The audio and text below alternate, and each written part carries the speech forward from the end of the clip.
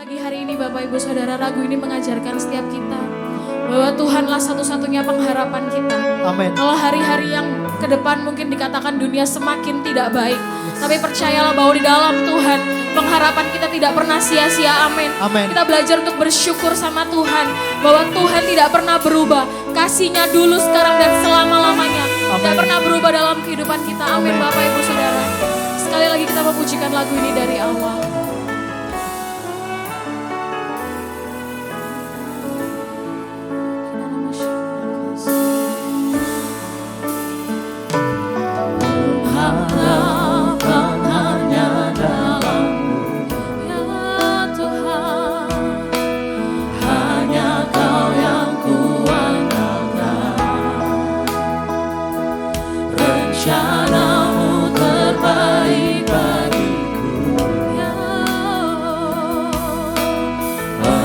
Sumber kekuatan, ajarku untuk menyelami karya dan perbuatanmu. Tiada lain ya Tuhan, tiada lain yang ku rindukan, tinggal di hadiratmu. Mari buka kedua tangan kita. Bersyukur selalu atas kebaikanmu, tiada berubah kasihmu dan anugerahmu berlimpah atasku. Tiada Allah sepertimu. Bersyukur selalu atas kebaikanmu, tiada berubah kasihmu dan anugerahmu berlimpah atasku. Tiada Allah sepertimu. Bersyukur selalu atas kebaikanmu, tiada berubah kasihmu dan anugerahmu berlimpah atasku. Tiada Allah sepertimu, tiada Allah sepertimu, tiada Allah sepertimu, Yesus.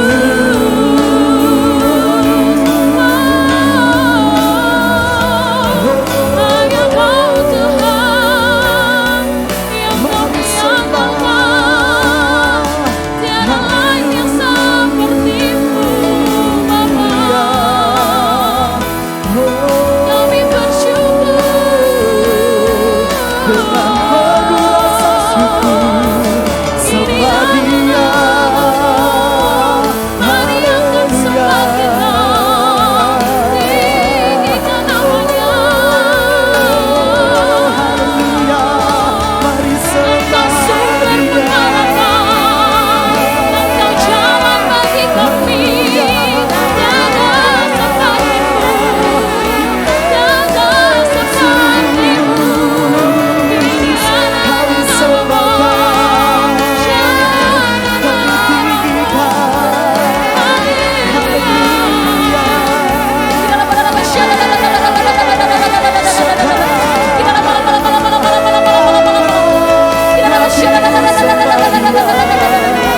mengucap syukur dan terima kasih.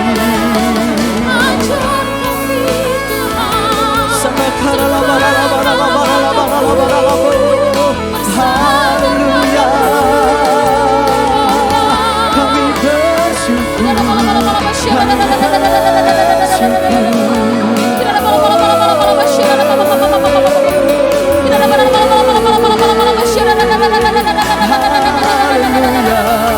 Mari pagi hari ini bawa ucapan hadirat Tuhan pagi hari ini Bapak Ibu Saudara. Kita nama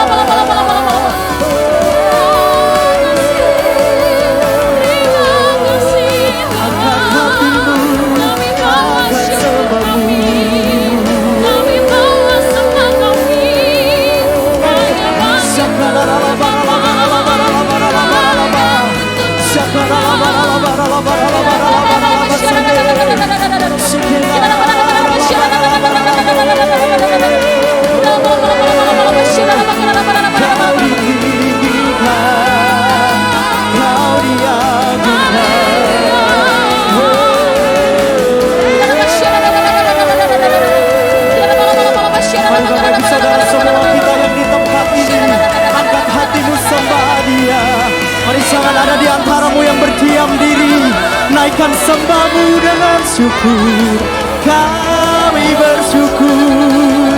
Haleluya, haleluya, haleluya. Sembah Dia. Mari bawa hatimu terkoneksi dalam hadirat-Nya, sebab masih ada Tuhan di tengah-tengah kita. Sebab masih ada kuasa yang tidak terbatas. Ada karya yang akan dikerjakan atas setiap kita. Selagi engkau menyembah dengan mengucap syukur, percayalah Dia bekerja jauh lebih banyak atas setiap kita.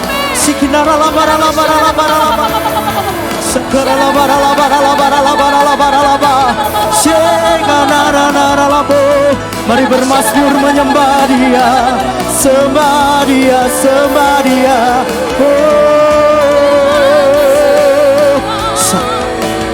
Shatakaralaba, shatakaralaba, shekinaralaba, ralaba, ralaba, ralaba, ralaba. Shakaralaba, ralaba, ralaba, ralaba, ralaba, ralaba, ralaba, ralaba, ralaba, ralaba. Mari terus tinggal dalam hadirat-Nya lebih lagi. Tenggelamkan diri kita dalam hadirat Tuhan. Sebab di dalam hadirat Tuhan ada kekuatan yang baru. Kuasa Tuhan dinyatakan bagi setiap kita. Karyanya dinyatakan bagi setiap kita. Masih ada Tuhan, masih ada kuasa tak terbatas. Dia pencipta semesta, Dia juga sanggup mengubah hidupmu sekarang.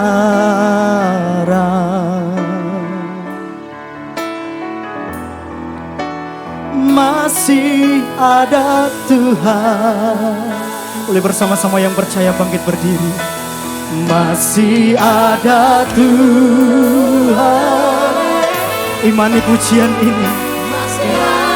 Pujian ini berkata masih ada Tuhan. Ada kuasa yang tidak terbatas. Ada karya yang besar bagi setiap kita. Percaya sekarang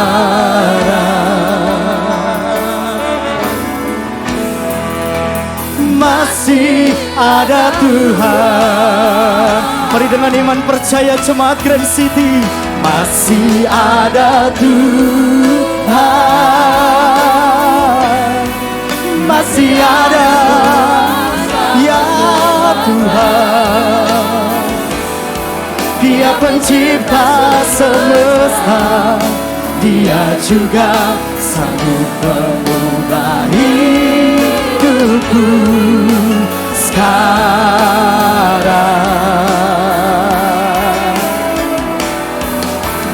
Masih ada Tuhan, masih ada Tuhan. Mari angkat iman percayamu pagi hari ini. Ketika pujian ini dinaikkan, ada kuasanya dialirkan bagi setiap kita. Ya Tuhan, sanggup mengubah hidupku sekarang. Yeah. Masih ada Tuhan. Boleh satu kali lagi dengan penuh iman. Masih ada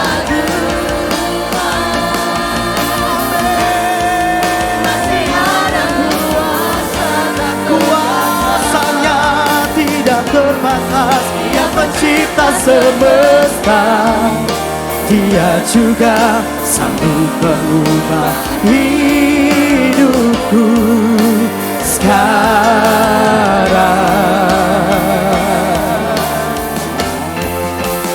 Masih ada Tuhan, masih ada Tuhan. Amin. Kuasanya bagi kita, Dia pencipta semesta, Dia juga sanggup mengubah hidupku sekarang. Oh, masih ada Tuhan, masih ada jawaban, dan masih ada Tuhan. Dengan penuh iman percaya, berikan tepuk tangan yang lebih baik lagi bagi Tuhan yang berkuasa. Sebab kuasa-Mu mengalir bagi kami Tuhan, dan itulah iman kami kepadamu. Tidak akan pernah goyah di dalam Engkau ya Tuhan. Sebab hanya di dalam-Mu ada sukacita yang seutuhnya, yang siap bersukacita memuji Tuhan bersama. Boleh katakan amin. Satu kali lagi berikan tepuk tangan yang terbaik bagi Allah sumber sukacita kita. Come on.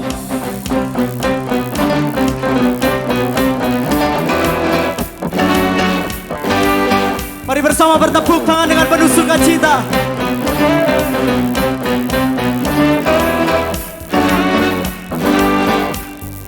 Dalam-Mu ku temukan sukacita. Dunia takkan sanggup untuk berikan.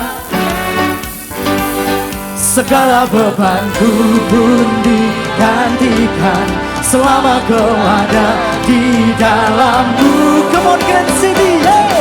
Kaulah sukacita, pengharapan dan kehidupan. Kau beri kekuatan, haleluya, bersukacita selamanya. Yang sukacitanya penuh boleh katakan amin.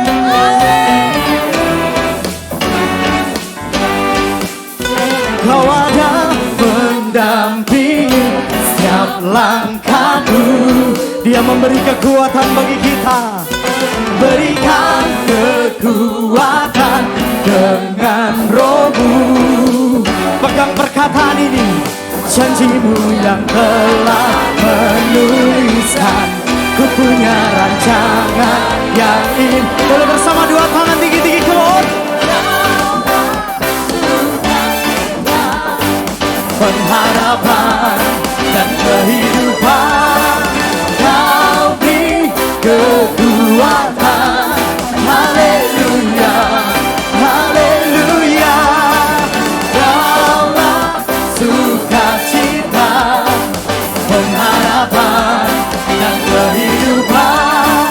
Kau beri kekuatan, haleluya, bersukacita selamanya. Mari bersama bertepuk tangan di atas kepalamu, ikuti musik muji Tuhan. Come on.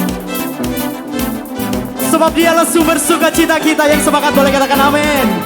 Sukacitanya mengalir bagi setiap kita, kasihnya mengalir bagi setiap kita. Come on. Hey. Oh, oh, oh, oh, oh. Oh, oh, oh, oh, oh.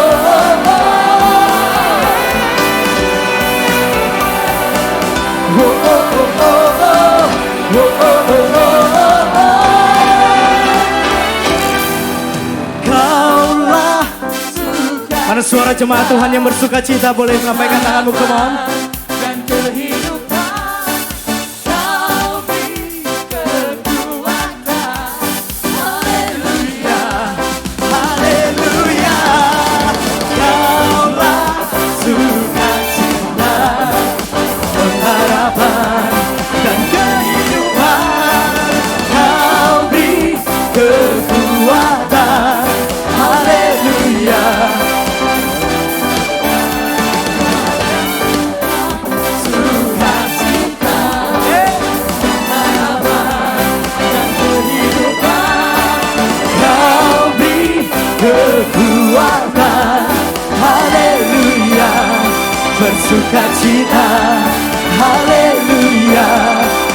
sukacita selamanya.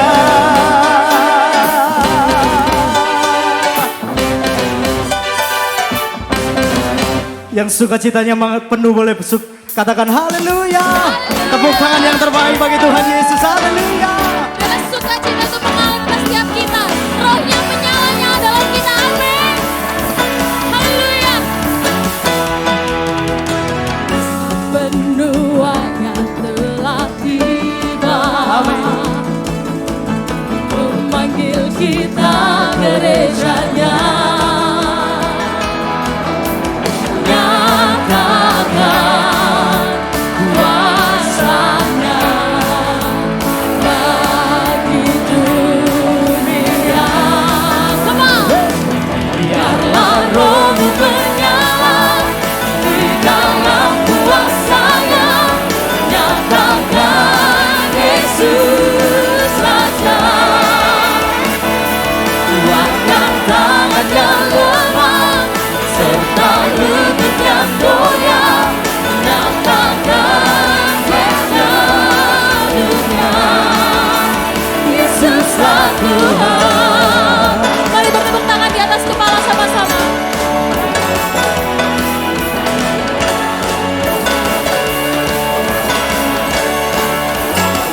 Sama-sama katakan. Kerinduan hati Bapa menyelamatkan jiwa-jiwa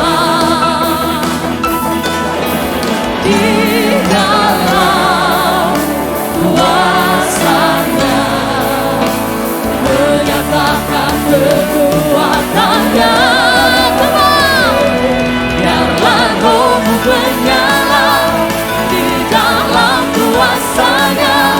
Nyatakan Yesus Raja. Kuatkan tangan yang lemah serta lutut yang goyah. Nyatakan pada dunia Yesuslah Tuhan. Sebab Engkaulah Tuhan yang layak untuk disembah Tuhan. Amin.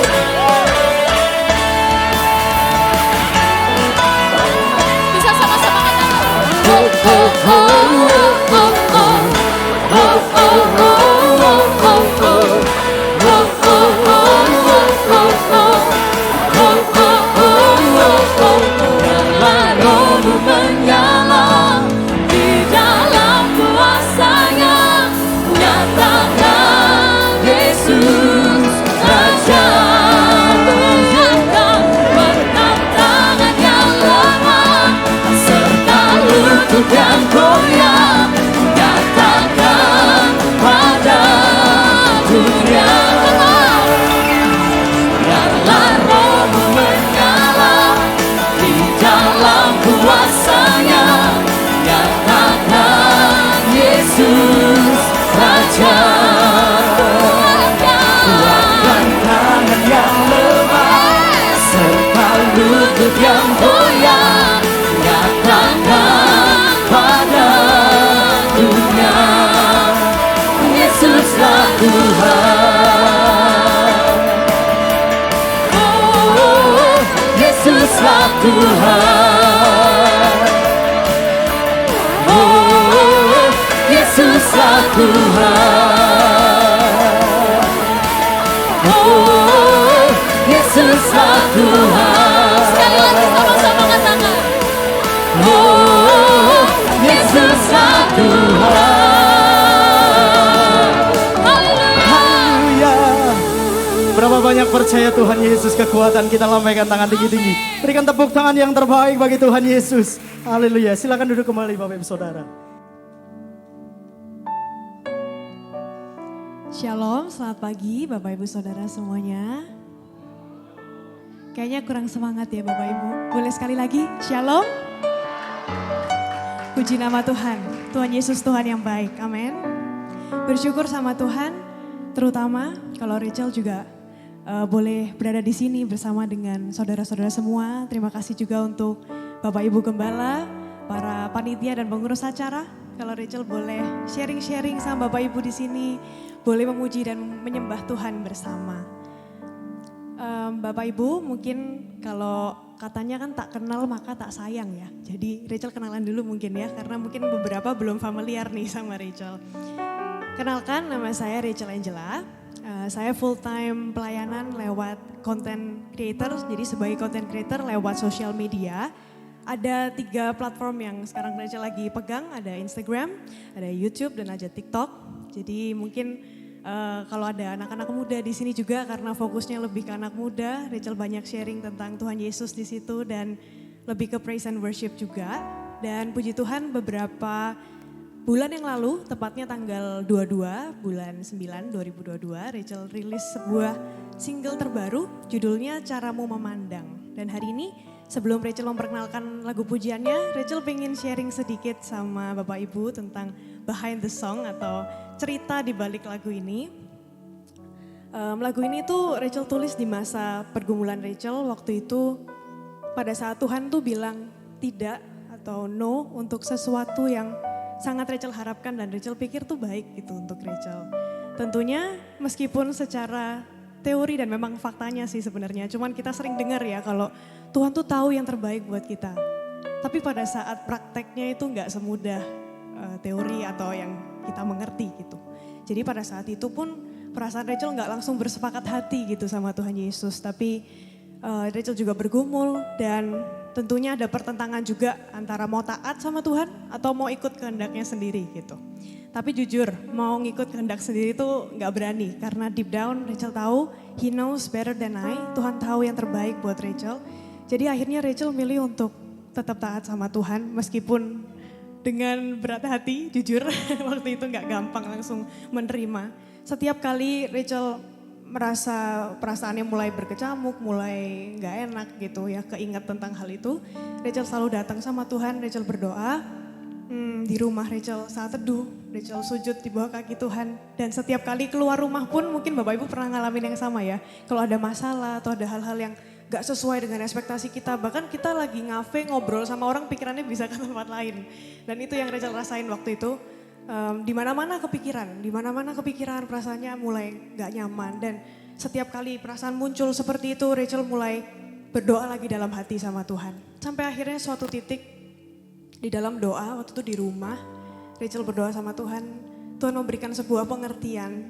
Tuhan bilang, use my lens. Tuhan bilang, gunakan caraku memandang, bukan caramu anakku. Tuhan bilang, pakai caranya Tuhan. Di situ Rachel merasa sangat dikuatkan karena Rachel percaya itu adalah Roh Kudus yang memberikan sebuah pengertian yang baru bahwa pandangan Tuhan tuh berbeda dengan pandangan kita. Perspektifnya Tuhan tuh berbeda dengan perspektif kita. Makanya lagu ini judulnya Caramu Memandang, terinspirasi dari kisah ini. Tapi apakah Rachel langsung kuat setelah itu? Tentu tidak. Jadi setelah itu meskipun Tuhan sudah bilang kayak gitu ya, hari itu percaya gitu. Besokannya mulai muncul lagi perasaannya, aduh kok tetap gak enak ya. Dan seterusnya Rachel, setelah itu Rachel terus datang sama Tuhan. Dan Tuhan itu Tuhan yang sangat baik, dia Tuhan yang sangat setia. Dia terus memberikan kekuatan dan Tuhan akhirnya menjelaskan juga sedikit demi sedikit tentang hal itu dengan cara pandangnya Tuhan itu seperti apa. Dan akhirnya Rachel memperoleh kemenangan itu dari Tuhan. Rachel percaya kemenangan itu bukan cuman mujizat yang terjadi di kondisi kita berubah ya Bapak Ibu Saudara. Tapi Tuhan tuh memberikan kemenangan dari dalam dulu. Karena Tuhan tuh memperhatikan hati kita. Tuhan tuh ngeliat hati kita. Jadi pada saat itu sampai satu titik setelah Rachel datang terus sama Tuhan. Tuhan terus beri kekuatan, ada damai sejahtera yang tidak bisa diungkapkan. Dan Rachel tahu di situ Rachel menang sama Tuhan. Mungkin situasinya pada saat itu belum berubah, tapi puji Tuhan sih hari ini sudah Rachel lihat mujizat itu terjadi, mulai terjadi di kondisi Rachel juga. Tapi pada saat itu Tuhan kerjakan dari dalam dulu. Jadi Rachel berharap lagu pujian ini tuh, cara memandang ini bisa menjadi pengingat untuk setiap kita. Rachel percaya kita itu hidupnya nggak mulus-mulus aja ya, selama ada di dunia ini pasti ada persoalan, ada hal-hal yang nggak terjadi sesuai dengan harapan kita. Tapi biarlah kita tuh meletakkan janji firman Tuhan itu sebagai dasar dari kehidupan kita. Tuhan berkata dalam firman-Nya, rancanganmu bukan rancanganku, jalanmu bukan jalanku, kata firman Tuhan. Tapi rancangan Tuhan adalah rancangan damai sejahtera dan bukan kecelakaan. Dan itu yang harus menjadi pegangan dari hidup kita. Bukan perasaan kita yang fluktuatif, yang gampang sekali berubah. Situasinya enak kita happy, situasi susah kita susah bersyukur, ngomel-ngomel. Mungkin mulai nyalain Tuhan, kok Tuhan kayak gini gitu.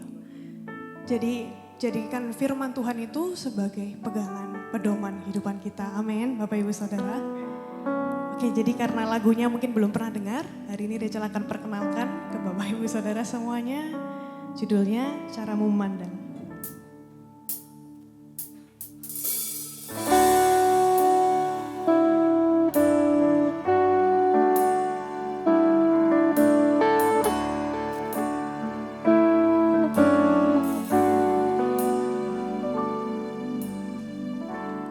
Kau berkata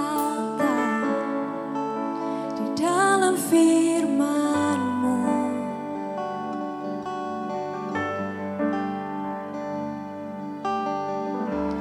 rancangan-Mu bukanlah rancanganku.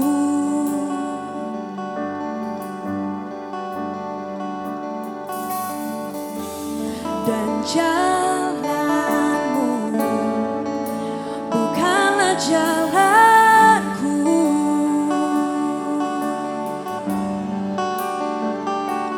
Bagaikan langit dari bumi, demikianlah tingginya.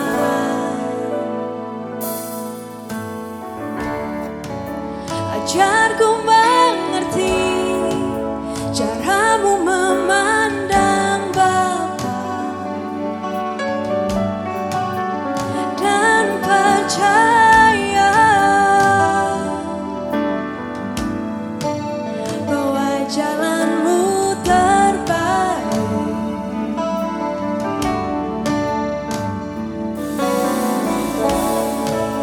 Ajarku berharap selalu pada janji-Mu, lebih dari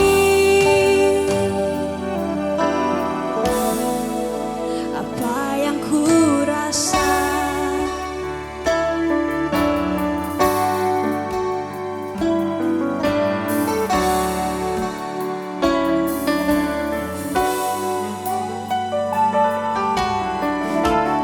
Kau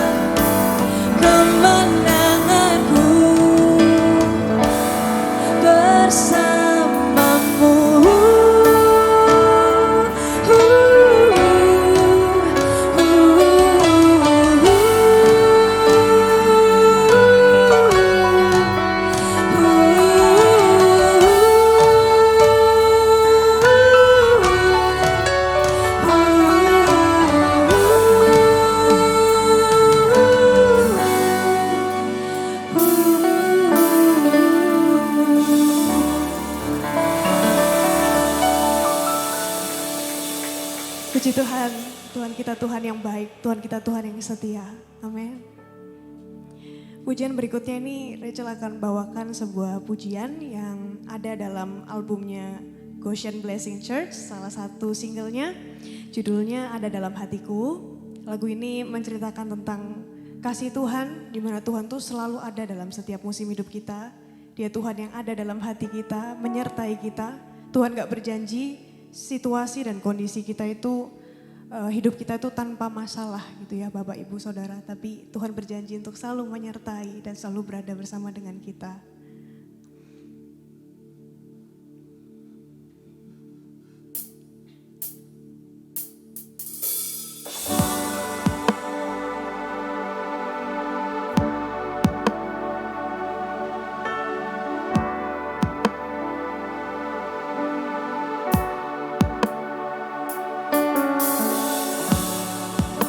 Takkan pernah ada kasih di dunia seperti kasih-Mu Tuhan.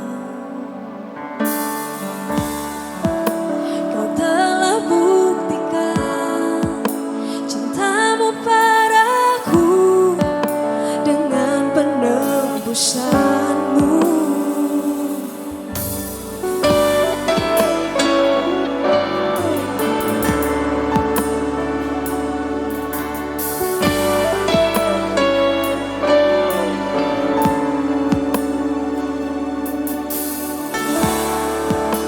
Takkan pernah ada kasih di dunia seperti kasih-Mu Tuhan. Kau telah buktikan cinta-Mu padaku dengan penebusan-Mu. Jauh di lubuk hatiku ingin ku katakan, Kau selalu ada dalam hatiku, menemani hidupku, memuji-Mu, menyembah-Mu selamanya. Itulah yang ku rindu. Kau selalu ada dalam hatiku, menemani hidupku, memuji-Mu, menyembah-Mu selamanya. Itulah yang ku rindu.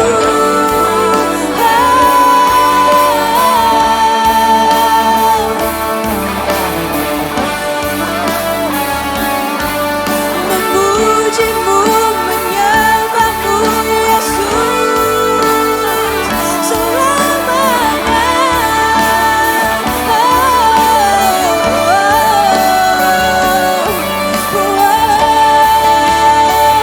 Kau selalu ada dalam hatiku, menemani hidupku, memuji-Mu, menyembah-Mu selamanya. Itulah yang ku rindu.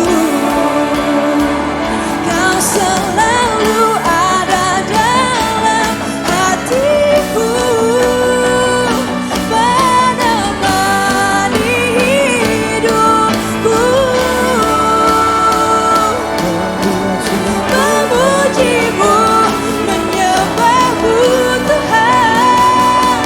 Itulah yang ku rindu. Kau selalu ada dalam hatiku, menemani hidupku, memuji-Mu,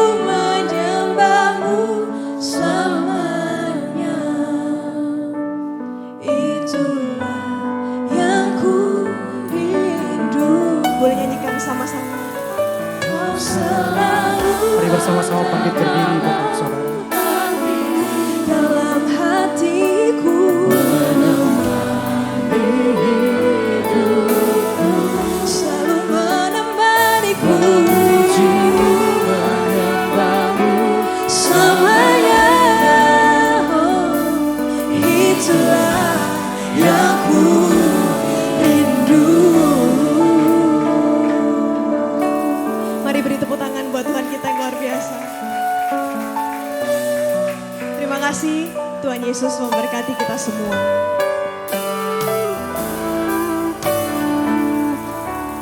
Kau selalu ada dalam hatiku, menemani hidup. Mari dengan penuh percaya naikkan pujian ini. Menyembahmu selamanya, itulah yang ku rindu.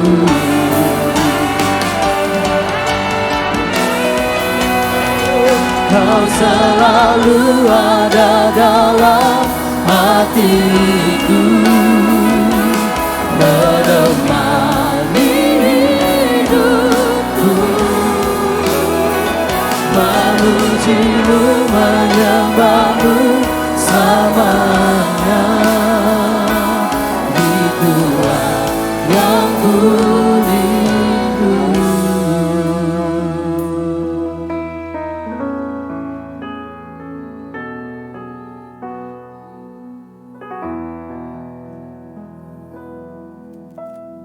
Tuhan, kami bersyukur untuk siang hari ini. Tuhan masih beri kesempatan hidup pada kami dan juga kesempatan untuk berbakti, beribadah kepadamu, bersekutu bersama saudara-saudara seiman. Sekarang saatnya kami mendengar firman-Mu. Tuhan, ajarlah kami, nasihatilah kami, didiklah kami, tegurlah kami dengan firman-Mu ya Tuhan. Akal budi yang baik Tuhan berikan supaya kami mengerti firman, hati yang baik supaya menyambut firman-Mu, kehendak yang baik untuk melakukan firman ini dalam hidup kami. Kami tahu setan juga bekerja waktu kami dengar firman, mencoba mencuri benih firman Tuhan yang diberitakan. Tuhan, tolong lindungi kami sekalian, sehingga tidak ada di antara kami yang sia-sia mendengar firman hari ini.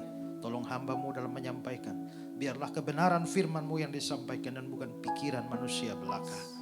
Kami berdoa ya Tuhan, supaya seluruh peralatan yang kami pakai, Tuhan boleh bisa membuatnya berfungsi dengan baik, jauhkan dari kemacetan, gangguan, kerusakan, supaya kami dapat belajar firman dengan baik. Kami siap belajar firman-Mu. Mari Tuhan berbicara buat kami, dalam nama Yesus kami berdoa, amin. Silakan duduk kembali.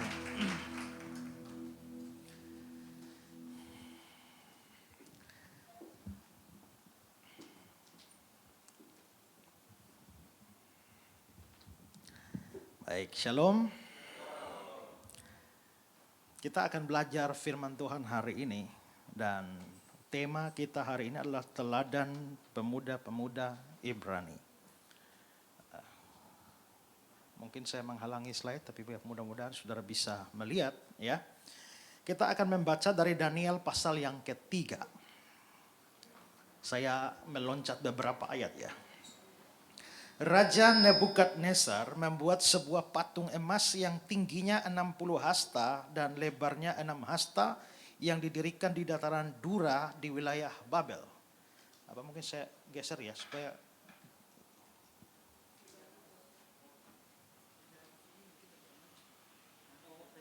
ya, oke. Ya.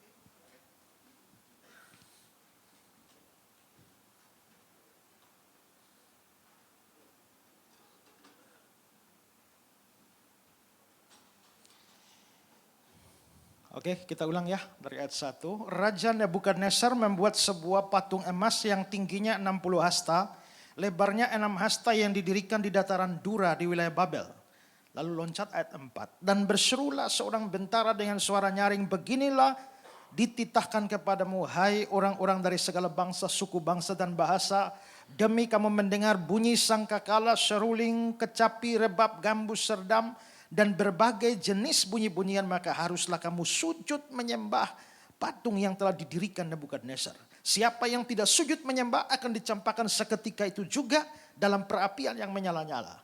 Lalu loncat ayat 12. Ada beberapa orang Yahudi yang kepada mereka telah Tuanku berikan pemerintahan atas wilayah Babel, yakni Sadrak, Mesak, Abednego. Orang-orang ini tidak mengindahkan titah Tuanku ya Raja.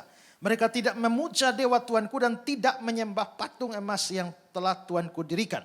Sesudah itu Nebukadnezar memerintahkan dalam marahnya dan geramnya untuk membawa Sadrak, Mesak, Abednego menghadap. Setelah orang-orang itu dibawa menghadap raja, berkatalah Nebukadnezar pada mereka, apakah benar hai Sadrak, Mesak, Abednego bahwa kamu tidak memuja dewa Tuanku dan tidak menyembah patung emas yang kudirikan itu? Lalu Sadrak, Mesak, Abednego menjawab Raja Nebukadnezar, tidak ada gunanya kami memberi jawab kepada Tuanku dalam hal ini. Jika Allah kami yang kami puja sanggup melepaskan kami, Dia akan melepaskan kami dari perapian yang menyala-nyala itu dan dari tanganmu ya Raja. Tapi seandainya tidak, hendaklah Tuanku mengetahui ya Raja bahwa kami tidak akan memuja dewa Tuanku dan tidak akan menyembah patung emas yang Tuanku dirikan. Maka meluaplah kegeraman Nebukadnezar, air mukanya berubah terhadap Sadrak, Mesak, Abednego, lalu diperintahkannya supaya perapian itu dibuat 7 kali lebih panas dari yang biasa. Kepada beberapa orang yang sangat kuat dari tentara dititahkannya untuk mengikat Sadrak, Mesak, Abednego, mencampakkan mereka ke dalam perapian yang menyala-nyala itu. Saudara, cerita ini terjadi di wilayah Babilonia. Babel itu sekarang tuh Irak, ya. Sekarang tuh Irak. Kalau Asyur itu kira-kira sekarang tuh Iran, ya. Nah, Babilonia itu terletak di wilayah Mesopotamia, ya. Kita tahu bahwa Abraham itu berasal dari Mesopotamia. Jadi Abraham tuh bukan orang Israel. Abraham tuh orang Irak. Baru datang, dapat tanah Kanaan Israel, lalu lahirlah keturunannya. Jadi keturunan Abraham itu orang Israel. Tapi Abraham sendiri bukan orang Israel. Orang Babel, orang Irak, ya. Nah, kita tahu bahwa setelah Salomo mati, kerajaan Israel Raya itu pecah bagi 2. Sebagian tetap pakai nama Israel. Ada 10 suku, lalu 2 suku, suku Yehuda dan suku Benyamin, belakangan suku Lewi gabung, sehingga menjadi kerajaan satu yang namanya Yehuda. Nah, jadi sudah pecah 2. Nah, 10 suku yang lain yang nama Israel dihancurkan oleh Asyur, Iran. Lalu dibuang sehingga 10 suku itu hilang semua dalam sejarah, tidak pernah kembali. Makanya di dalam perjanjian baru saudara tidak pernah ketemu ada suku Ruben, suku siapa lagi ya, yang lain-lain ya. Tapi di perjanjian baru saudaranya ketemu orang Lewi, lalu orang Yehuda, orang Benyamin. Cuma 3 itu saja.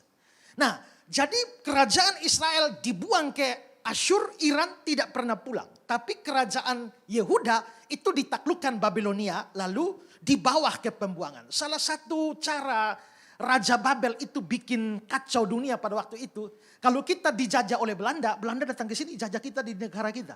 Tapi Babel tidak seperti itu. Waktu dia misalnya saja ya, dia taklukkan Indonesia. Lalu sebagian orang Indonesia dia ambil buang ke Belanda. Sebagian dibuang ke Jepang. Sebagian dibuang ke Brasil. Ke daerah jajahan. Lalu sisanya ditaruh di sini. Setelah itu dia taklukkan misalnya Filipina. Lalu sebagian Filipina buang Brasil. Sebagian Filipina buang Afrika Selatan. Buang ke Papua Nugini. Taruh separuh di Indonesia. Lalu dia taklukkan misalnya Malaysia. Sebagian dia buang. Sisa sedikit di Malaysia.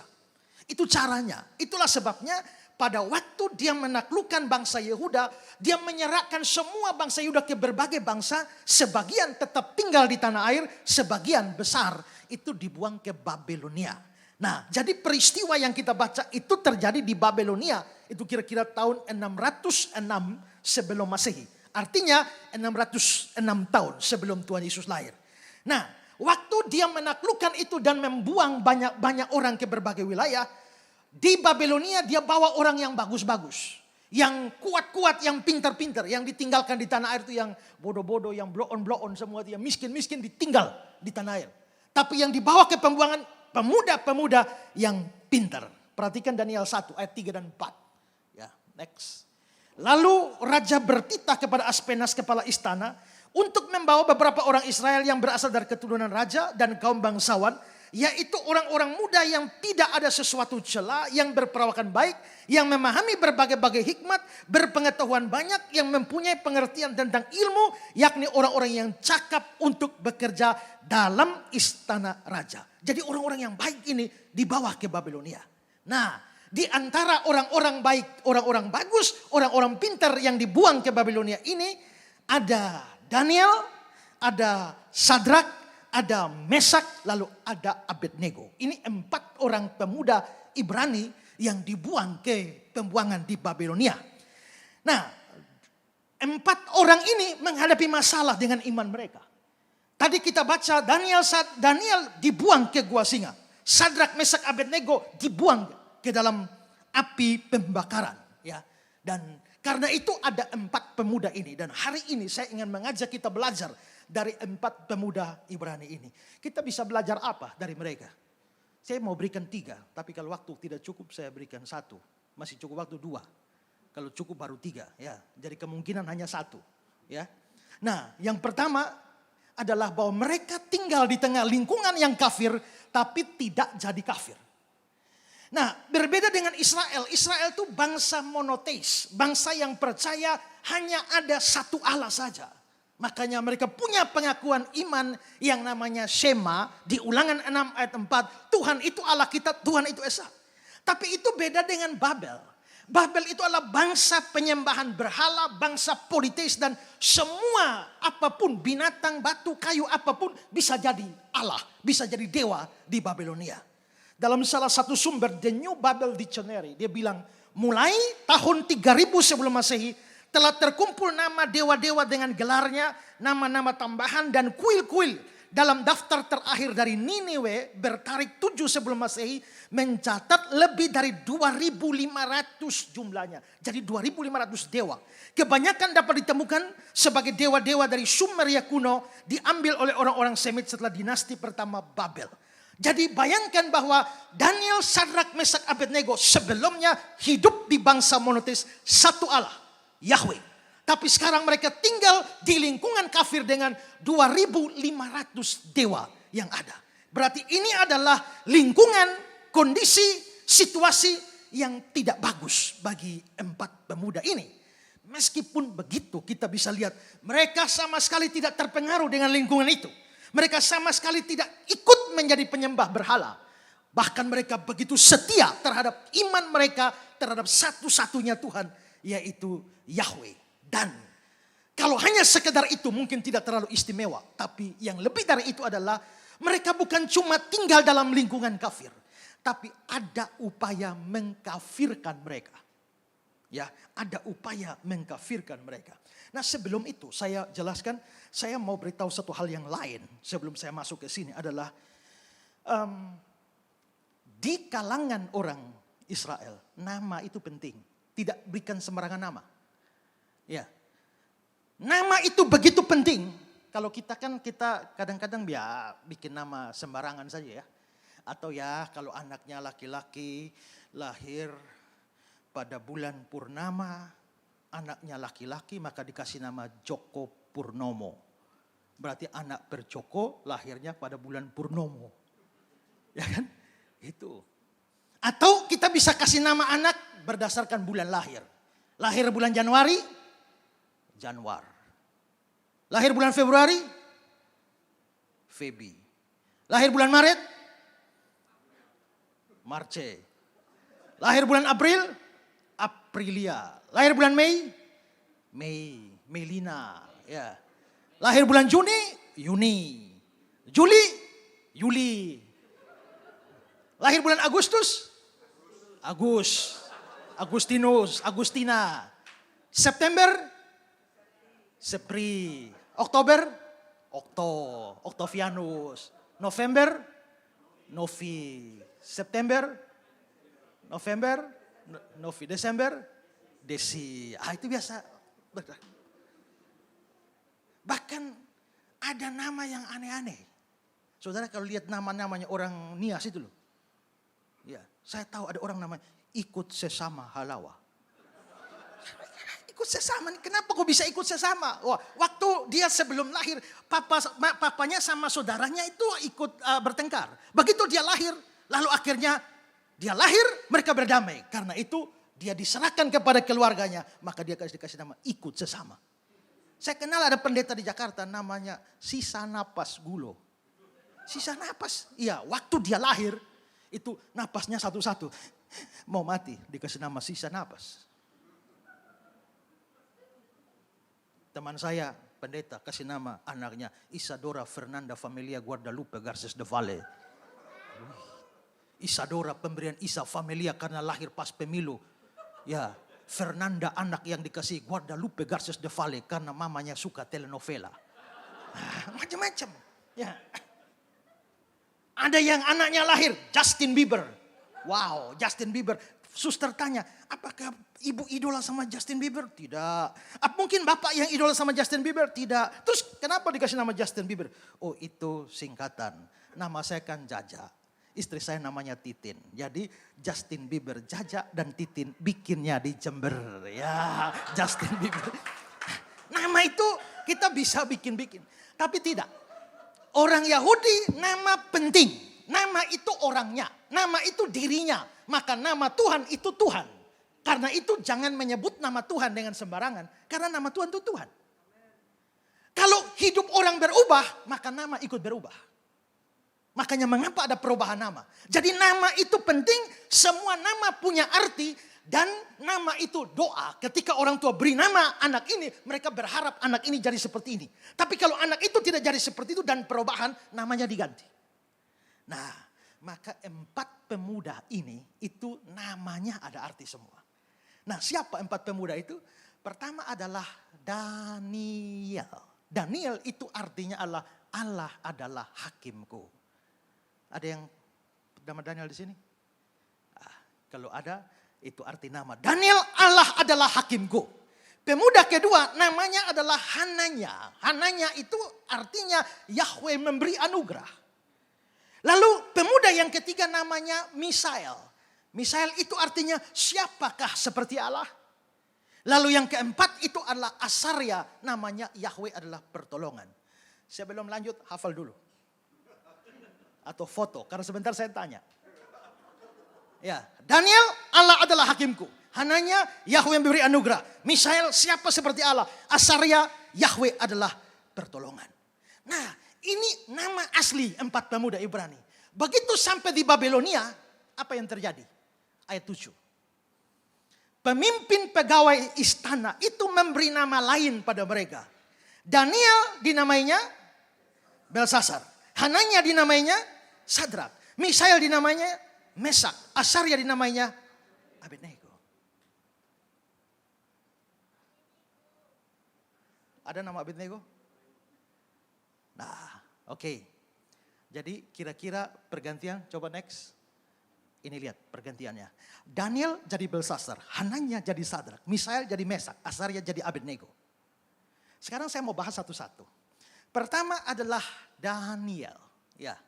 Nah, Daniel diganti namanya menjadi Belsasar. Daniel diganti Belsasar. Ya. Belsasar itu siapa? Ya, ayat 4, ayat 8. Pada akhirnya Daniel datang menghadap aku, yakni Daniel yang dinamai Belsasar menurut nama dewaku. Oh, berarti Belsasar itu nama dewa. Ya, nama dewa. Dewa siapa? Tadi saya bilang ada 2.500 dewa. Dewa siapa? Dewa Bel. Yesaya 46 ayat 1. Next. Aku akan menghukum dewa Bel di Babel. Berarti dewa Babel itu ada dewa Bel. Yeremia 50 ayat 2. Next. Oh ya, mungkin saya sudah ringkas. Ini sudah lihat, ini adalah dewa Bel. Nah, jadi dewa Bel di Babel. Jadi nama Daniel itu begitu indah. Daniel, Allah adalah hakim. Sekarang diganti menjadi Belsasar. Itu nama dewa. Jadi Belsasar itu artinya apa? Belsasar itu artinya semoga dewa Bel melindungi.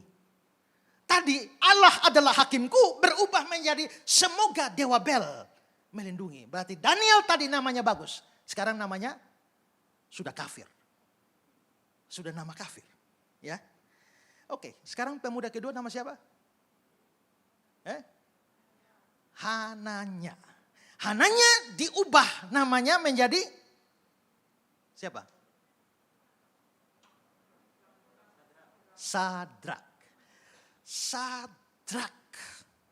Itu ada AKH di belakang. Sadrak. Nah, AKH itu apa? Nah, para penafsir memungkinkan ini dua macam dewa. Ada dewa pertama itu adalah dewa aku, AKHU, ya. Atau nama Merodak. Next. Saudara lihat ya, Babel telah direbut, Dewa Bel menjadi malu, Merodak telah terkejut. Saudara lihat akhirannya. AKH, DAK, Sadrak, Merodak. Itu sama. Ya. Nah, Sadrak atau Merodak atau juga bisa kena pada dewa akunya, ya. Nah, next. Ya, ini adalah dewa Merodak. Ya. Dewa Merodak, Merodak ini artinya adalah kuasa dari Sadrak itu artinya kuasa dari Merodak. Tadi Sadrak artinya apa? Ya, Hananya artinya apa? Yahweh memberi anugerah. Ya, tapi sekarang diganti jadi Sadrak, kuasa dari Merodak. Pemuda ketiga siapa? Misael. Misael artinya apa? Ya. Siapakah seperti Allah? Ya. Dikasih nama ganti apa? Ada yang nama Mesak? Enggak ada ya? Nah, Mesak itu artinya apa? Mesak punya ekor yang sama. Dengan Sadrak, Mesak. Maka itu berhubungan dengan Merodak. Maka nama si Misael itu juga dihubungkan dengan dewa Babel yang namanya Merodak. Jadi Mesak itu artinya siapakah seperti Merodak? Di NTT sana ada banyak orang yang bernama Mesak. Kenapa anak diberi nama Mesak? Karena kita cari nama dari Alkitab.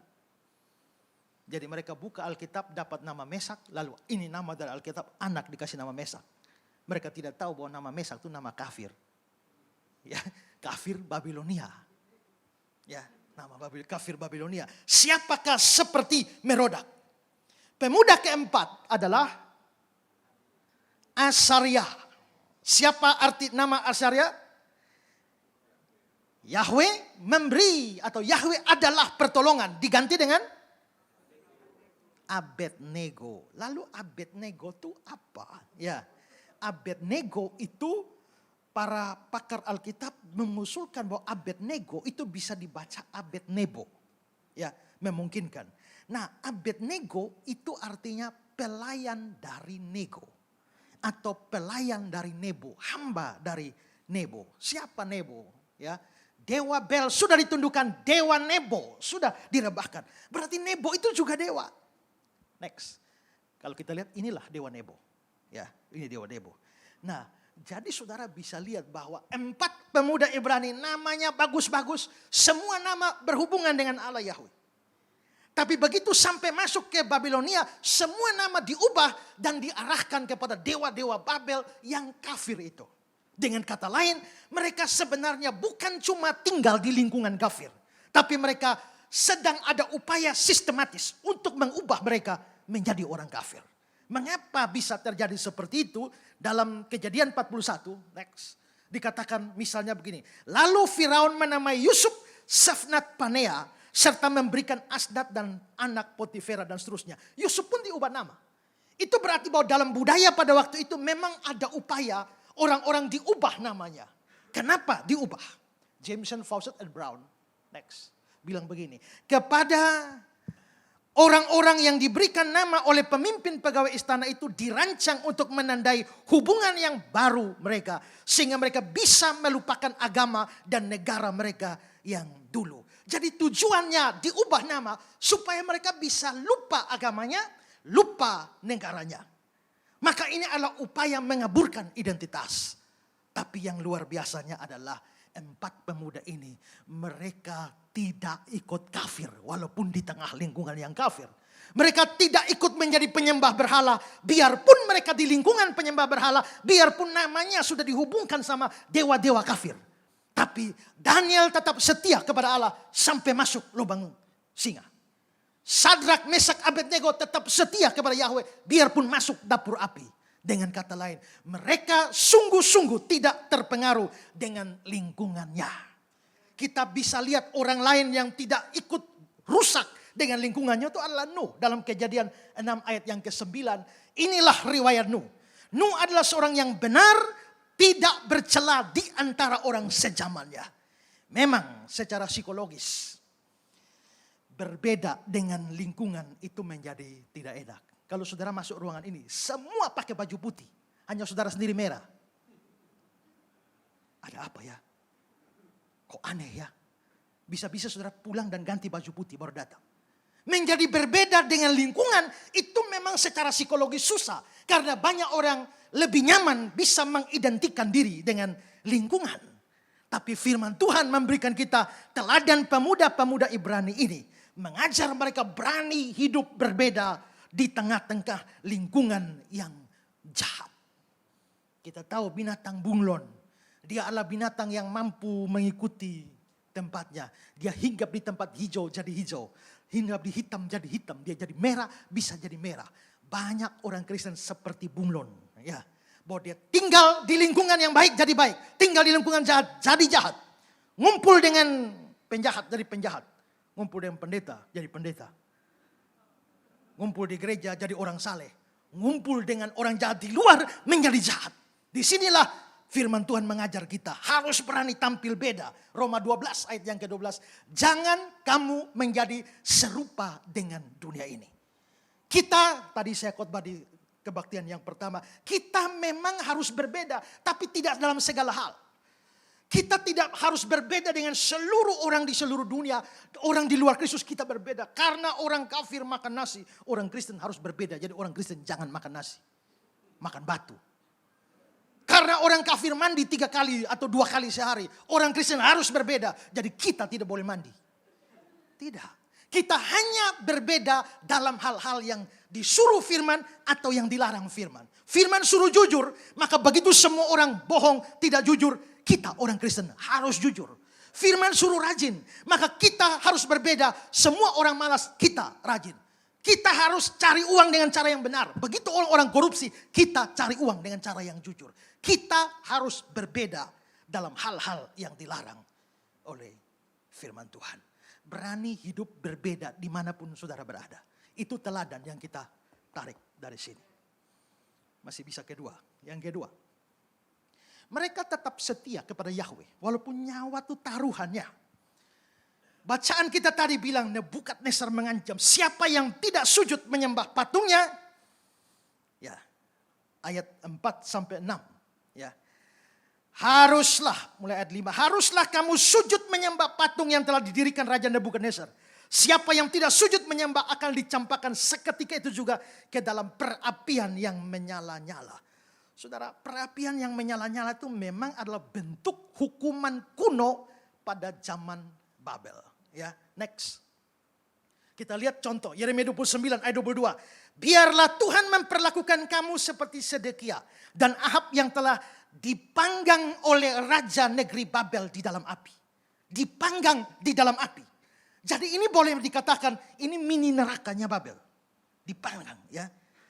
Tapi bagaimana sikap Sadrak, Mesak, Abednego ketika menghadapi ancaman hukuman dipanggang ini? Ayat 17-18. Jika Allah kami yang kami puja sanggup melepaskan kami, maka dia akan melepaskan kami dari perapian yang menyala-nyala. Tapi seandainya tidak, hendaklah Tuhan mengetahui ya Raja, kami tidak akan memuja dewa Tuanku, tidak akan menyembah patung emas yang Tuanku dirikan. Nebukadnezar bikin panas api 7 kali lipat. Bagaimana caranya? Ya mungkin ditambah bahan bakarnya. Ya. Dan Bahkan Jameson, Fawcett, and Brown bilang 7 kali itu angka simbolis yang maksudnya adalah ditambahkan sesempurna mungkin, sepanas mungkin. Dan Sadrak, Mesak, Abednego dibuang. Mujizat memang terjadi di mana mereka tidak hangus.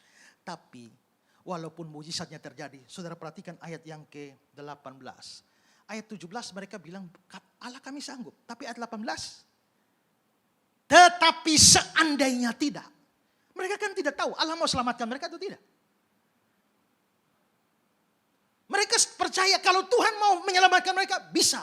Tapi seandainya tidak, itu berarti ada kemungkinan Tuhan tidak selamatkan mereka. Ada kemungkinan Tuhan mengizinkan mereka dibakar. Tapi mereka tetap tidak menyembah. Di sini kita bisa lihat satu iman yang teguh. Mereka rela mati demi iman mereka dan percaya mereka. Di sepanjang sejarah perkembangan kekristenan, begitu banyak orang Kristen yang dianiaya. Kira-kira 10 kaisar Romawi itu menjadi penganiaya Kristen yang terbesar. Salah satu di antara mereka adalah Kaisar Nero yang begitu kejam. Petrus mati di tangan atau pada masa pemerintahan Nero. Begitu juga Paulus. Tapi Nero mempunyai hobi yang aneh, yaitu pesta taman. Dan zaman dulu belum ada listrik. Supaya menerangi satu stadion, dia pakai obornya adalah orang Kristen. Orang Kristen ditangkap, diikat hidup-hidup, dilumuri dengan ter, lalu dibakar. Sebagian diadu dengan binatang buas. Banyak orang Kristen yang mengalami kematian yang tragis. Dalam buku Fox of Martyr, saya punya buku itu, menceritakan sejarah penderitaan orang Kristen sejak dari zaman para rasul sampai dengan tahun 2000. Begitu banyak kesaksian bagaimana orang Kristen dianiaya. Ya. Ibrani 11 ayat yang ke-37 memberikan satu konfirmasi. Mereka dilempari, digergaji, dibunuh dengan pedang. Ada yang digergaji dalam penderitaan-penderitaan orang Kristen. Dan Alkitab berbicara tentang akan datang satu masa, Great Tribulation. Matius 24 ayat 21. Sebab pada masa itu akan terjadi satu siksaan yang dahsyat. Seperti yang belum pernah terjadi sejak awal dunia sampai sekarang dan tidak akan terjadi lagi. Akan ada satu masa penderitaan besar di depan kita. Sekarang belum. Mudah-mudahan saudara sudah mati sebelum masa ini datang. Tapi kalau saudara bilang, aku ingin hidup 1000 tahun lagi, kemungkinan dapat. Tapi penderitaan ini hebat. Belum pernah terjadi dan tidak akan pernah terjadi. Yang bagaimana itu penderitaan? Ya. Tapi disitulah kita bisa melihat bahwa orang-orang yang kita belajar seandainya menghadapi seperti itu, maka memang siap dengan nyawa. Itu bukan sesuatu yang gampang, saudara ya. Bukan sesuatu yang gampang. Saya waktu percaya Yesus pertama kali begitu berapi-api melayani Tuhan. Sampai saya panjatkan satu doa permohonan pada Tuhan. Tuhan, kalau boleh saya minta, biarkanlah hamba-Mu mati dengan cara mati martir, mati syahid. Amin. Saya tunggu-tunggu Tuhan jawab, tidak. Tapi setelah saya belajar, saya baca penderitaan orang Kristen. Ada yang digergaji. Ada yang diikat dengan kuda. Satu kuda ikat tangan kiri, satu kuda tangan kanan, satu kuda tangan kaki kiri, kaki kanan. Setelah itu kuda-kuda itu lari ke arah berbeda. Dan itu berarti tarik dan putus tangan, putus kaki dalam keadaan hidup. Sebagian disula. Sula itu seperti kayu, minta maaf dimasukkan dari lubang pantat sampai di sini. Lalu seperti sate. Waktu saya baca begitu saya ngeri. Lalu saya berdoa lagi, Tuhan kalau boleh biar mati biasa saja. Tapi Tuhan juga tidak jawab. Jadi saya tidak tahu apakah Tuhan menerima doa saya yang pertama atau yang terakhir. Tapi yang pasti bahwa seandainya itu terjadi memang itu harga yang harus kita terima. Beberapa penginjil ditangkap di Rusia dan dipenjara bawah tanah. Lalu mereka dianiaya tapi mereka tetap setia. Sampai satu hari penginjil-penginjil disuruh paksa buang air besar. Buang air besar itu mestinya tidak boleh dipaksa ya. Kalau dia datang dengan sendiri. Ya. Tapi dipaksa buang air besar. Setelah buang air besar, paksa makan. Makan kembali. Kecuali kamu menyangkal Yesus, kamu boleh bebas. Tapi kalau tidak, makan. Beberapa penginjil makan. Tapi yang satu tidak makan. Dia menyangkal Yesus. Lalu yang lain bilang, jangan menyangkal Yesus. Biarpun menderita, kita harus setia. Tapi dia bilang, jangan bilang saya tidak setia. Saya lebih menderita dari Yesus. Yesus tidak pernah disuruh makan kotoran sendiri. Saya disuruh makan kotoran sendiri. Ya dia hanya mengerti penderitaan fisik. Dia tidak mengerti penderitaan rohani. Tapi disitulah kita bisa lihat kesetiaan dituntut. Matius 10 ayat 39. Barang siapa pertahankan nyawanya, dia akan kehilangannya. Barang siapa kehilangan nyawanya, karena aku, dia akan memperolehnya.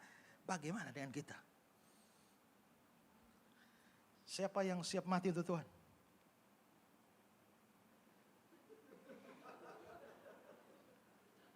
Ada yang angkat tangan? Tidak ada. Berarti semua mau hidup untuk Tuhan ya. Saya pernah.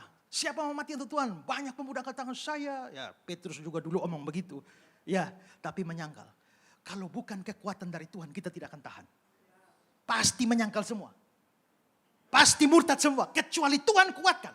Maka orang bisa menghadapi kematian dengan begitu keberanian. Rasul Andreas itu memberitakan Injil di Ethiopia.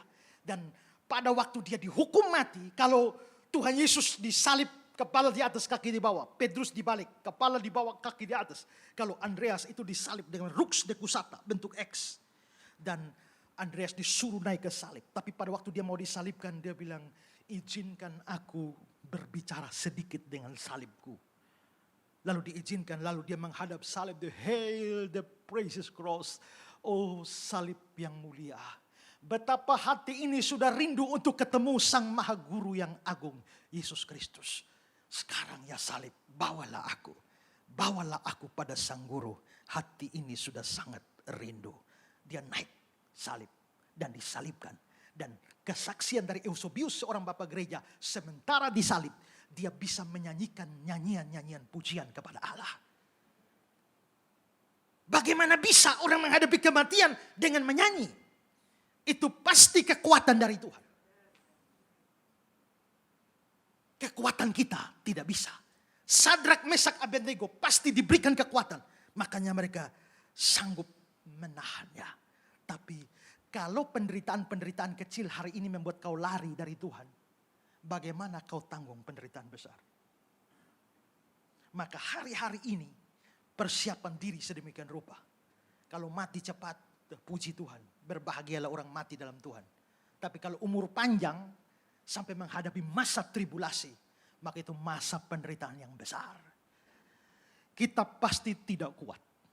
Kekuatan Tuhan yang diberikan. Tapi yang paling penting adalah niat hati untuk setia kepada Tuhan.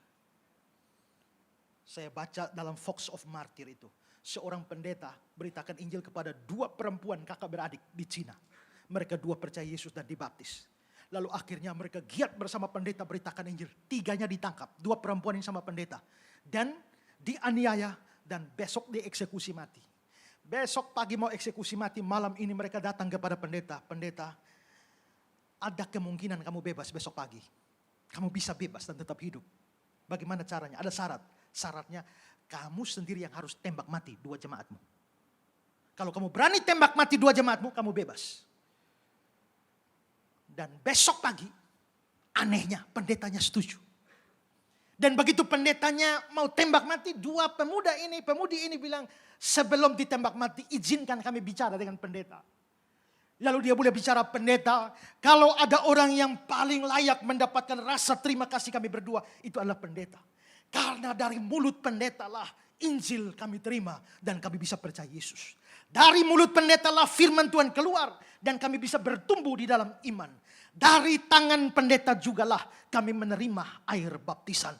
Dari tangan pendeta jugalah kami terima roti dan anggur sebagai tubuh dan darah Tuhan. Dan kalau hari ini dari tangan pendeta jugalah kami harus mati. Kami berterima kasih buat pendeta. Tapi sebelum kami mati, ingatlah ketika pendeta sudah selesai membunuh kami. Dan pendeta sadar dan bertobat. Percayalah Tuhan Yesus mengampuni pendeta. Sebelum kalimat itu selesai, pendeta itu histeris teriak, dor, dor, dan mati 2 pemuda itu. Jemaat mati di tangan pendeta. Itu harga memang. Nah, kita perlu belajar.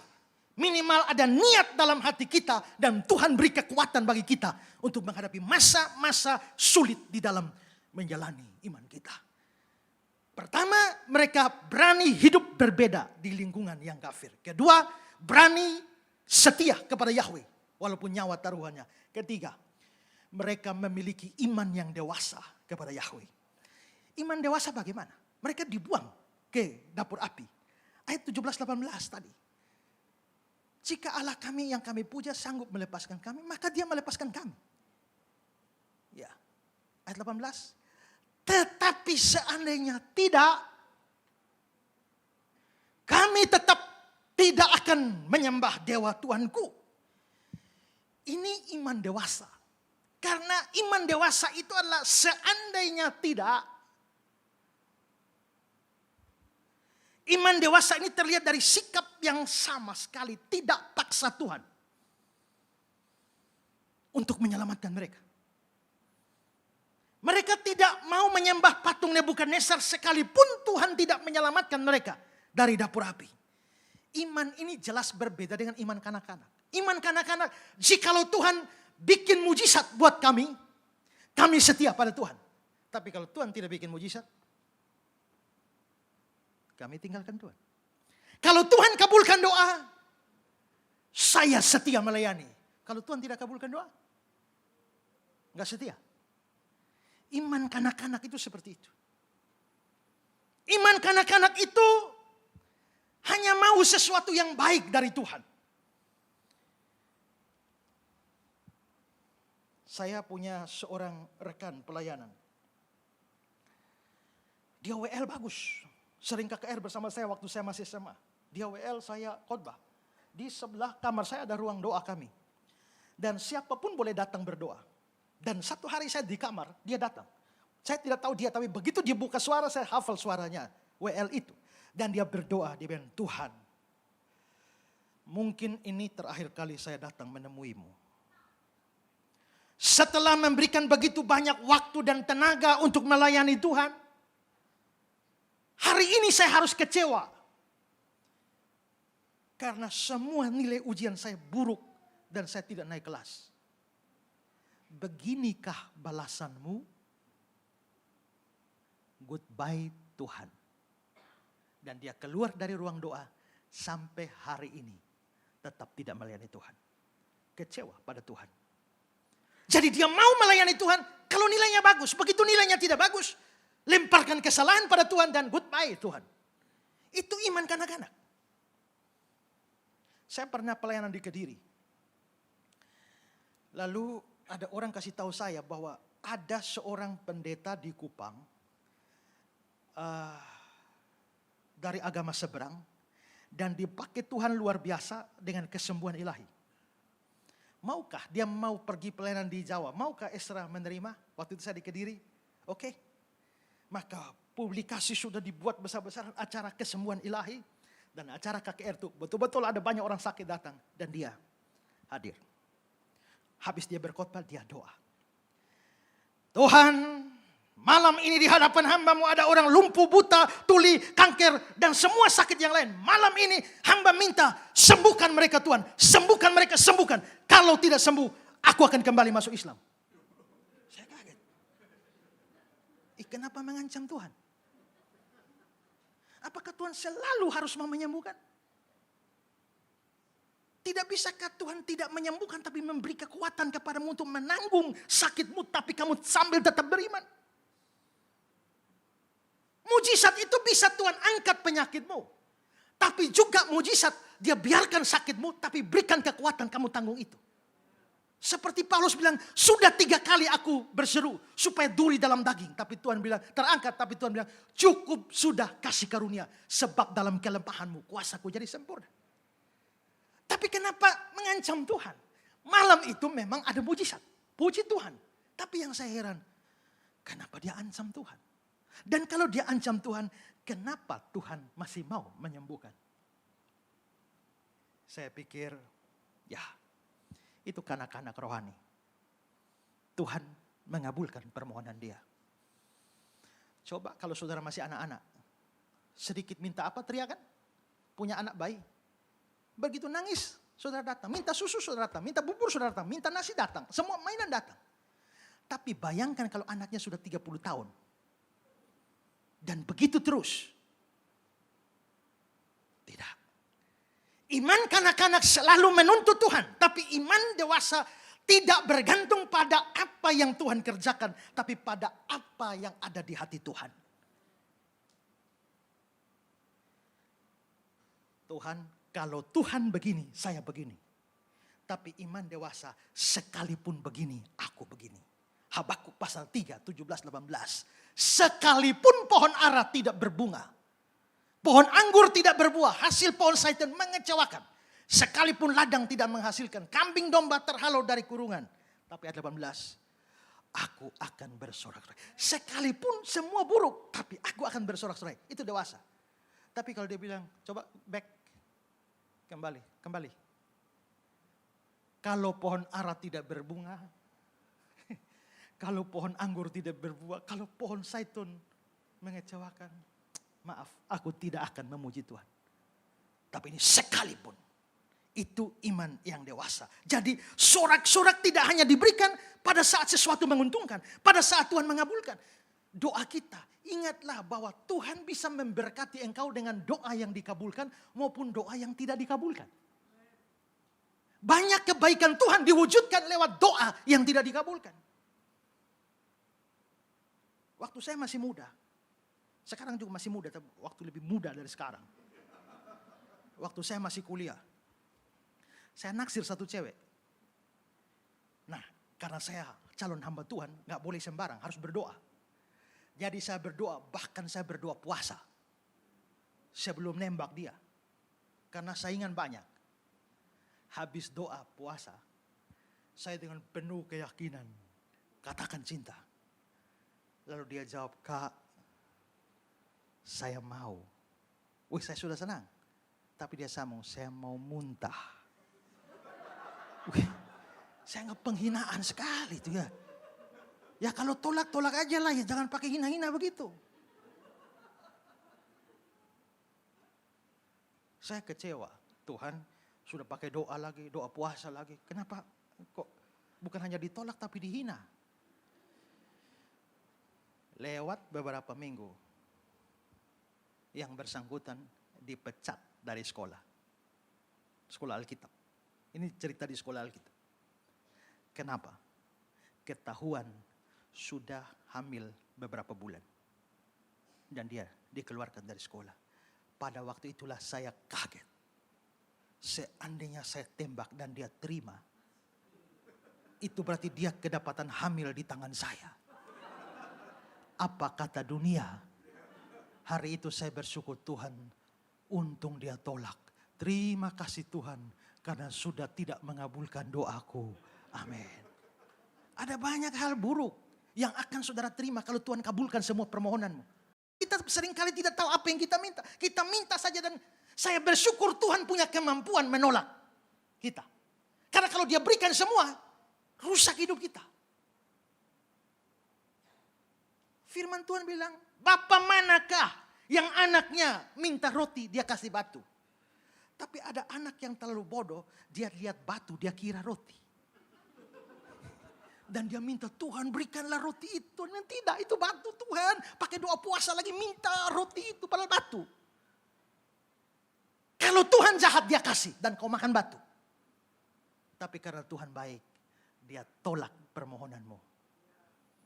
Karena kalau dia beri, itu membahayakanmu. Dalam mitologi Yunani ada cerita tentang seorang dewi namanya Aurora. Turun dari kayangan, mandi di dunia, ketemu seorang namanya Titorus. Jatuh cintalah Aurora sama Titorus. Lalu pulanglah dia kepada dewa di atas langit dan minta supaya izin dia kawin sama Titorus. Tapi dewa kepala bilang, kita ini kalangan dewa. Kita ini kekal, kita tidak bisa mati. Sedangkan Titorus itu manusia, dia bisa mati. Bagaimana kau yang tidak bisa mati kawin dengan yang bisa mati?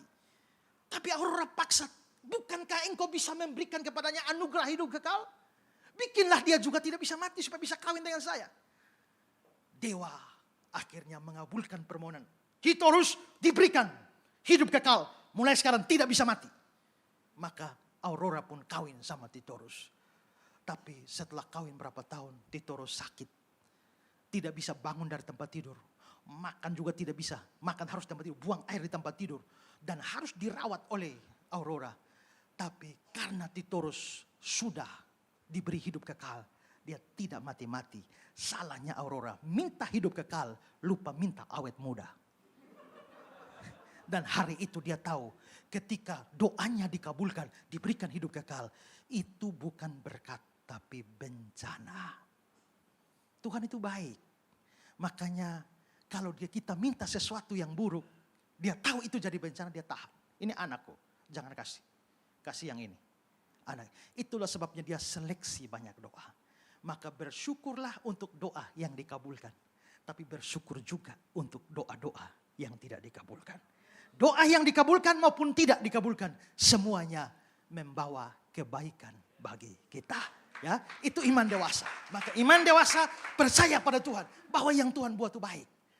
Dia tidak pernah merancangkan yang jelek. Apapun yang terjadi dengan hidupku, semua karena kebaikan Tuhan. Hari ini belajar dari pemuda Ibrani.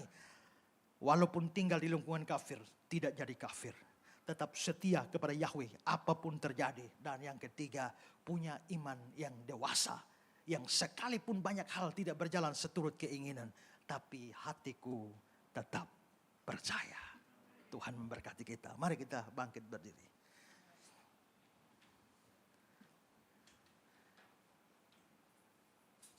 Tuhan punya rencana. Na na na na na na na.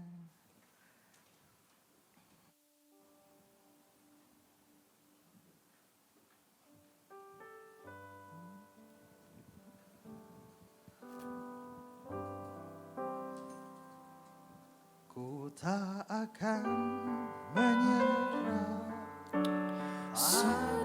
Apapun juga sebelum ku coba semua yang ku bisa, tetapi ku berserah kepada kehendak-Mu. Hatiku percaya Tuhan punya rencana. Ku tak akan menyerah pada apapun juga sebelum ku coba semua yang ku bisa, tetapi ku berserah kepada kehendak-Mu.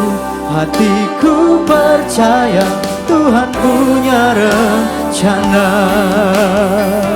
Ku tak akan menyerah pada apapun juga sebelum ku coba semua yang ku bisa, tetapi ku berserah kepada kehendak-Mu. Hatiku percaya Tuhan punya rencana. Hatiku percaya Tuhan punya rencana. Hatiku percaya Tuhan punya rencana. Terima kasih. Haleluya. Haleluya. Saudara, mari ambil komitmen dalam hati. Dimanapun saudara ada, Tuhan mau saudara tampil beda. Amin. Tuhan mau saudara berbeda dengan dunia ini. Jangan engkau serupa dengan dunia. Amin. Di lingkungan yang tidak mengasihi Tuhan, yang melanggar perintah-perintah Tuhan, Tuhan mau saudara tetap setia, taat pada Tuhan. Kesulitan boleh banyak, tapi Tuhan mau saudara setia. Dan Tuhan mau saudara mempunyai iman yang dewasa. Percaya pada kehendak Tuhan, percaya hati Tuhan. Amin. Mungkin Tuhan tidak mengabulkan permohonanmu atau doa-doamu, tapi Dia baik. Belajar percaya pada Tuhan, bahwa Dia baik. Amin. Amin. Kebaikannya dinyatakan lewat pengabulan doamu.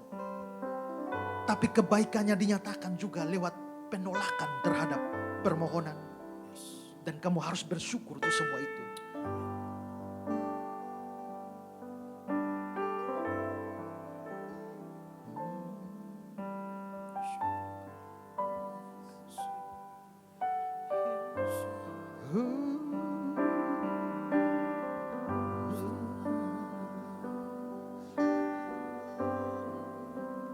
Hatiku percaya Tuhan punya rencana. Hatiku percaya. Hatiku percaya. Hatiku percaya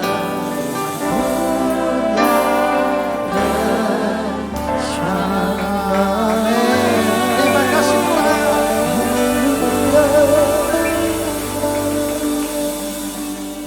Terima kasih untuk firman. Biarlah kami dikuatkan dan belajar dari teladan pemuda-pemuda Ibrani ini yang setia kepada Tuhan. Di tengah lingkungan kafir, setia pada Tuhan, nyawa taruhannya, dan punya iman yang dewasa kepada Tuhan. Bahwa sekalipun Tuhan tidak meluputkan mereka dari kesulitan, mereka tetap percaya dan tidak beralih kepercayaan mereka kepada ilah yang lain. Ajar kami untuk hidup seperti ini di tengah-tengah lingkungan yang jahat ini. Tuhan dimuliakan dalam hidup kami dan dalam firman.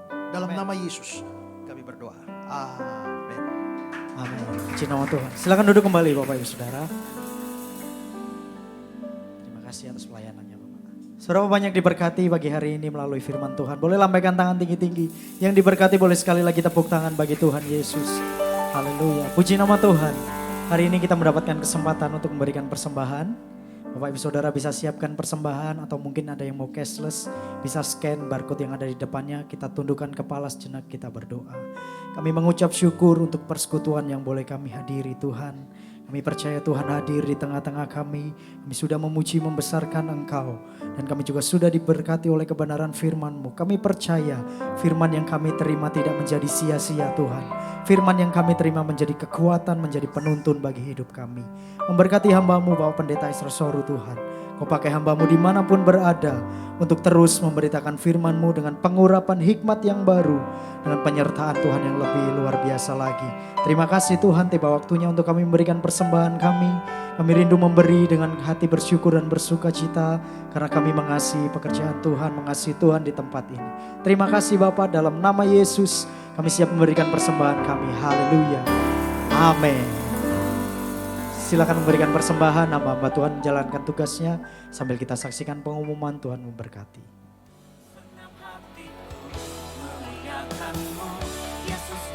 Shalom saudara yang terkasih, mengucap syukurlah dalam segala hal. Sebab itulah yang dikehendaki Allah di dalam Kristus Yesus bagi kamu.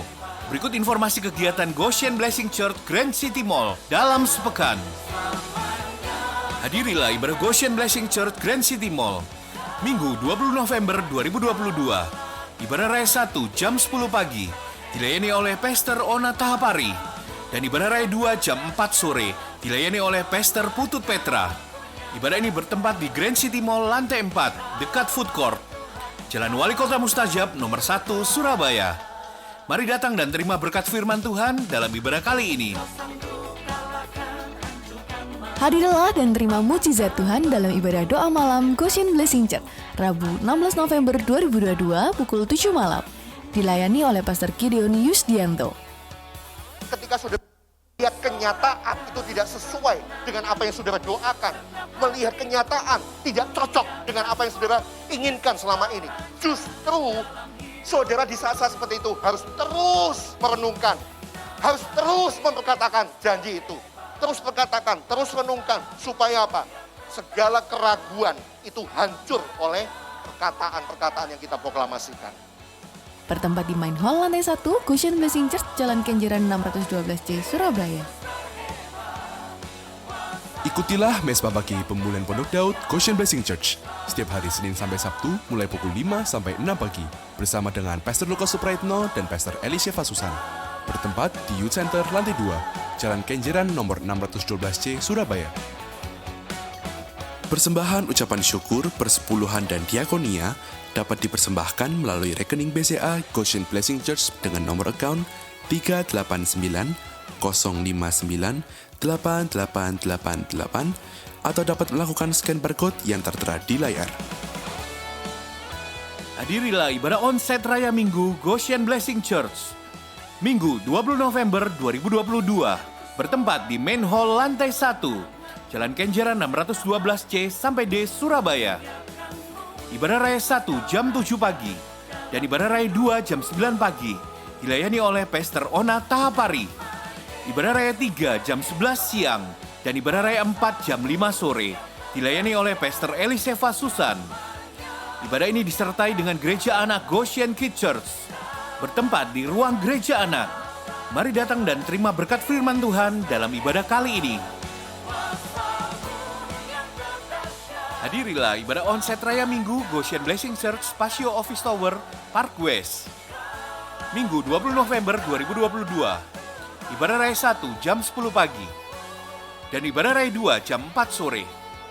Dilayani oleh Pastor Erlangga Dharma.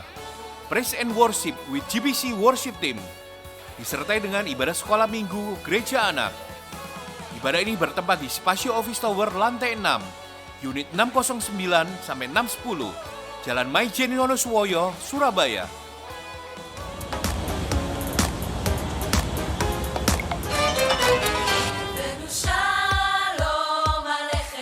Goshen Blessing Church Holy Land Tour.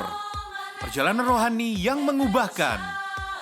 21 Februari sampai 3 Maret 2023 dengan pembimbing rohani Pastor Lukas Suprayitno dan Pastor Eliseva Susan. Dengan tujuan Gunung Hermon, Yerusalem, Bethlehem, Jericho, Tiberias, Kana, dan Dubai. Pendaftaran sebelum 30 Desember 2022, biaya hanya $2.850. Pendaftaran setelah 30 Desember 2022, biaya $2.999. Untuk informasi lebih lanjut dapat menghubungi Saudari April dengan nomor telepon 0896 4674 2126. Terima kasih, Tuhan Yesus memberkati. Shalom, ada sukacita Bapak Ibu. Yang sukacita boleh lambaikan tangan buat Tuhan Yesus, katakan haleluya. Si Tuhan. Haleluya Bapak Ibu. Hari ini kita ibadah yang kedua kali ya di Grand City. Bapak Ibu diberkati Tuhan. Yang diberkati Tuhan boleh lambaikan buat Tuhan Yesus. Haleluya. Saya mau menyapa Bapak Ibu. Adakah Bapak Ibu yang pertama kali datang ke GBC, Goshen Blessing Church? Ada? Boleh angkat? Oh ada. Ada berapa? Silakan bangkit berdiri Bapak Ibu. Mari para asyar bisa memberi penyambutan. Silakan bangkit berdiri. Salam kenal, kami menyambut kehadiran Bapak Ibu untuk bergabung bersama kami di GBC. Tuhan Yesus memberkati. Terima kasih Ibu. Terima kasih Ibu, terima kasih Bapak Ibu.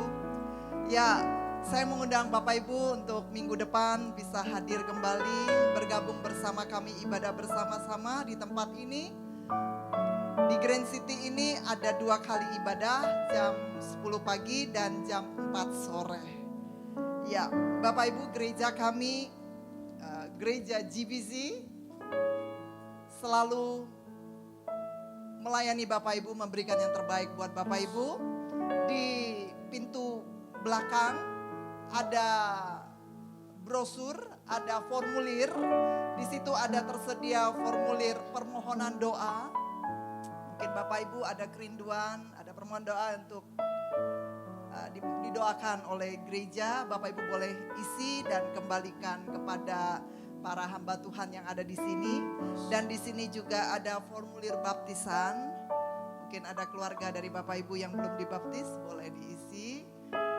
Dan ini juga ada formulir penyerahan anak, itu ada di pintu belakang juga sama. Bapak Ibu, gereja melayani untuk berdoa buat anak Bapak Ibu yang belum diserahkan kepada Tuhan. Dan di sini juga ada formulir pelayanan, penghiburan, kematian, tutup peti, penguburan, gereja melayani. Bapak Ibu, ini perkenalan dari gereja GBC Church. Bapak Ibu, saya berharap berdoa kita bisa berkumpul bersama sampai Tuhan Yesus datang menjemput setiap kita. Amin. Kita bisa beribadah bersama-sama di rumah Tuhan. Haleluya. Mari Bapak Ibu kita bangkit berdiri. Kita mau akhiri ibadah kita hari ini. Sampai akhir ku menutup mata. Mari kita berjanji kepada Ku Tuhan. tetap setia Amin. menanti janjimu. Sampai ku dapat Sampai ku dapatkan mahkota kehidupanku. Ku tetap setia untuk melayanimu. Mari sama-sama kita nyanyikan dengan sungguh-sungguh di hadapan Tuhan. Sampai akhir ku menutup mata, ku tetap setia menanti janjimu. Inilah doa kami Bapa. Sampai ku dapatkan mahkota kehidupanku, ku tetap setia untuk melayanimu. Bapak Ibu sendiri nyanyikan. Mari sebelum kita terima doa berkat, kita datang kepada Tuhan. Kita mau berjanji kepada Dia. Oh, kita mau tetap setia sampai akhir hidup kita. Apapun yang terjadi, kebaikan ataupun tidak, kita mau tetap setia. Lebih lagi katakan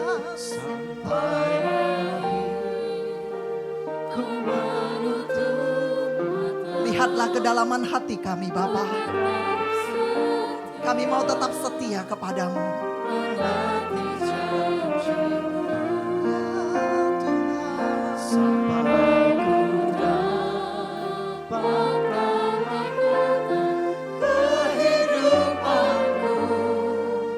Ku tetap setia untuk melayanimu. Ku tetap setia. Ku tetap setia untuk melayanimu. Ku tetap setia ku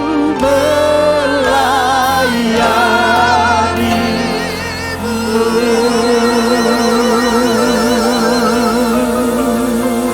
Haleluya. Ini janji kami kepadamu Bapa. Kami mau tetap setia kepada Tuhan Yesus. Kami mau tetap setia melayani Tuhan Yesus. Dimanapun kami berada, kami mau jadi terang dan garam Amin. dunia. Di dalam nama Yesus, Roh Kudus sertai setiap kami. Berikan kami kekuatan, kemampuan. Biarlah setiap kami keluar sebagai pemenang. Amin. Di dalam nama Yesus, di dalam nama Yesus. Bapa, saat ini hamba minta kepadamu ya Abah. Engkau berkati setiap umat-Mu yang datang kepadamu, yang beribadah kepadamu. Hamba yakin dan percaya ketika kami sungguh-sungguh datang kepadamu, kasih setia Tuhan tidak akan pernah habis dalam hidup kami. Amin, amin. Selalu baru rahmat-Mu buat setiap kami. Amin. Kami percaya Tuhan, hari ini kami terima perjanjian dari-Mu. Kami diberkati Tuhan. Kami jadi umat pemenang. Amin. Di dalam nama Yesus. Dan kami percaya susah payah tidak akan pernah menambah hidup kami lagi. Di dalam nama Tuhan Yesus. Dan kami yakin dan percaya ketika Tuhan menyertai kami. Apapun yang kami kerjakan, Tuhan Kau buat kami berhasil dan Amin. beruntung. Amin. Amin. Di dalam nama Yesus. Dan Kau perluas daerah kami. Amin. Terima kasih Bapa, terima kasih Tuhan.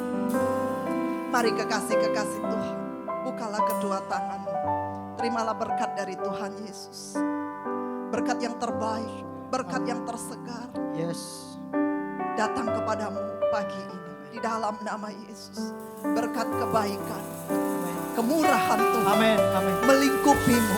Amin. Dimanapun engkau berada, Amin. engkau jadi berkat. Amin. Di dalam nama Yesus. engkau diberkati untuk menjadi berkat. Amin, Di amin. dalam nama Yesus. Biarlah kemuliaan Allah semakin hari semakin nyata di dalam Amin, hidupmu. amin, amin. Di dalam nama Yesus. Di dalam nama Yesus. Kasih damai sejahtera Allah Bapa melingkupi hidupmu. Di dalam nama Tuhan Yesus. Yang percaya diberkati Tuhan, sama-sama kita katakan. Amin. Amin. Selamat hari Minggu, selamat siang. Sampai jumpa minggu depan. Tuhan Yesus memberkati.